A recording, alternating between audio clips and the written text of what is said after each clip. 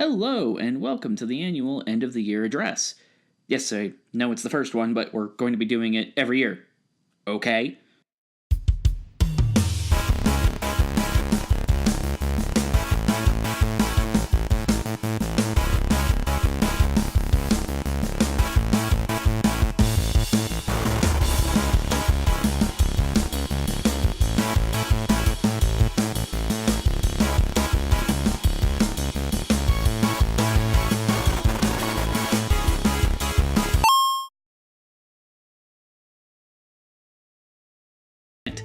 Yeah, it's not really the worst year on record, but with each disaster, political upheaval, internet breakdown, and celebrity death, it felt like we somehow enraged every single god who's ever been believed in.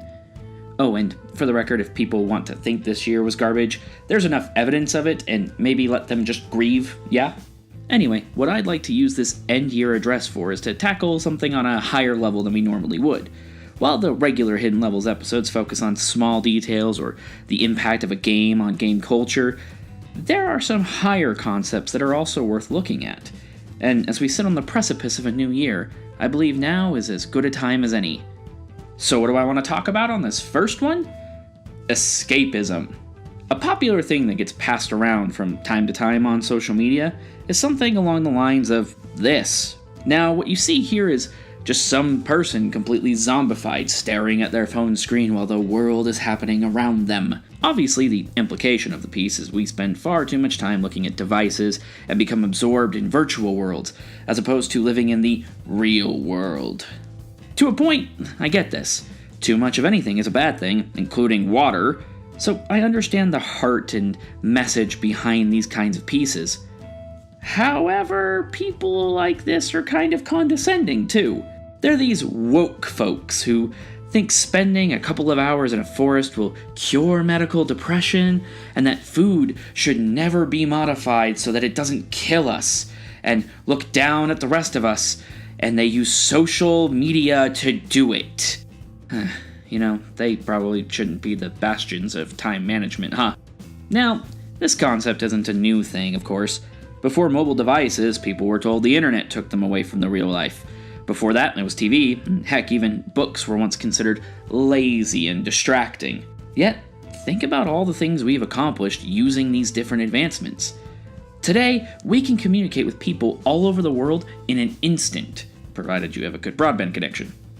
We have vast databases forming the whole of human knowledge at our fingertips whenever we need it, and we probably should teach people to use that some more. We've seen massive explosions of art and expression, and less so the artistic part. But you see, art is just as important as anything else, including being aware of the different crises and going outside from time to time. Art gives us inspiration, it creates passion, it gives us pleasure, and yes, it allows us to escape.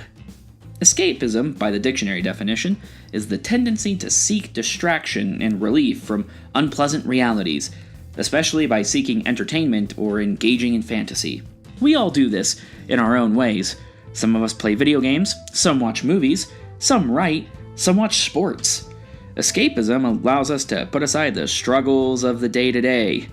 And everyone struggles, even if you ignore the huge issues that our modern world encounters. Think about all of your bills that you pay, or your job, or the relationships you maintain. These things create their own pressures. I know that there have been many times that I've needed to retreat into games and the stories that they tell. My childhood was filled with these moments, in fact. As a child, I used the Pokemon games as a means to create bonds with the kids who were actually willing to interact with me. I also created friendships with the creatures within the games to make up for my own perceived struggles. Yeah, I even included them in stories that I wrote in school. I even draw pictures for them. Now, to some, this might have been seen as unhealthy, a sign of me being not there mentally. And maybe if I didn't learn lessons from not only Pokemon, but other games and stories that I read, it might have been.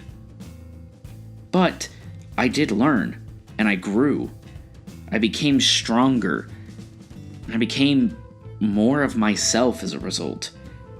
And now I'm less afraid and more willing to actually live in the real world. which is something else given that the real world is terrifying. That's not just a 2016 thing, that's a fact.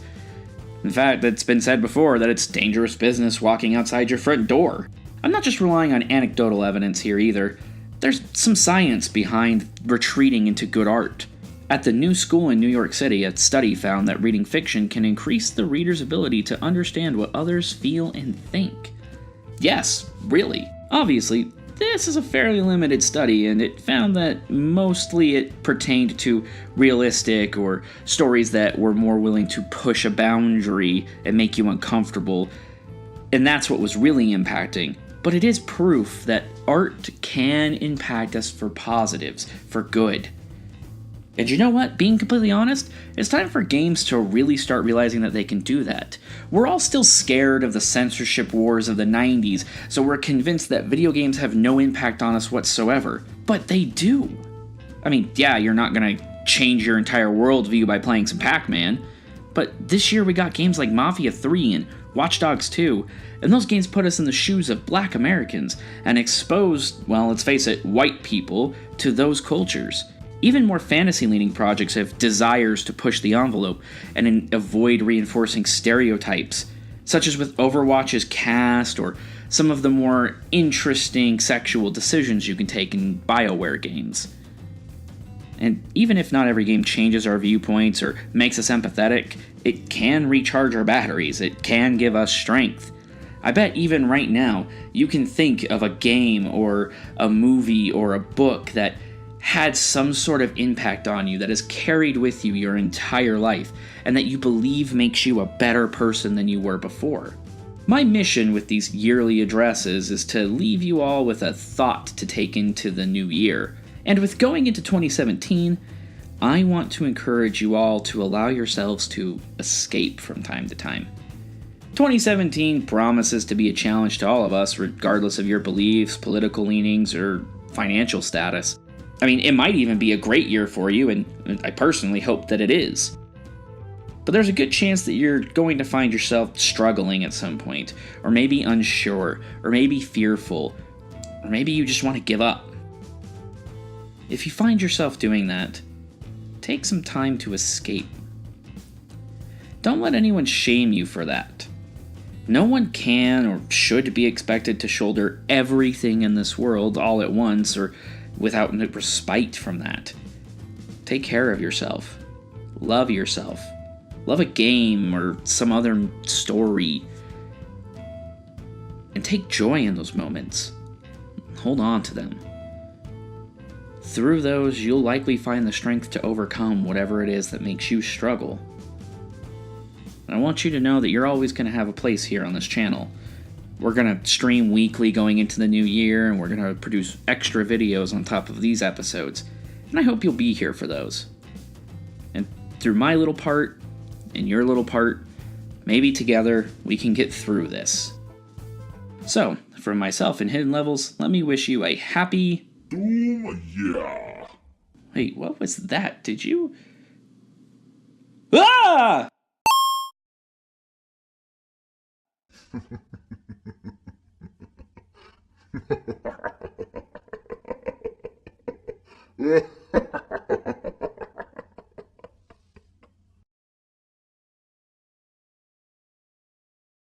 Any food you make tastes better when you use good ingredients, right?